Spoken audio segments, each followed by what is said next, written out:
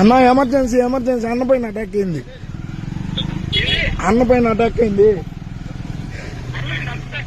మహిళా యూనివర్సిటీ కాడ కారు అంతా పగలు కొట్టేసినారు. మన గన్మెన్ కూడా దెబ్బలు అన్నకు దెబ్బలు తగిలినాయి. అన్న కారు ధరణి గన్మెన్ కి దెబ్బలైనాయి. అన్న ఫైరింగ్ కూడా చేసేసాడు. మనోళ్ళు అలర్జీ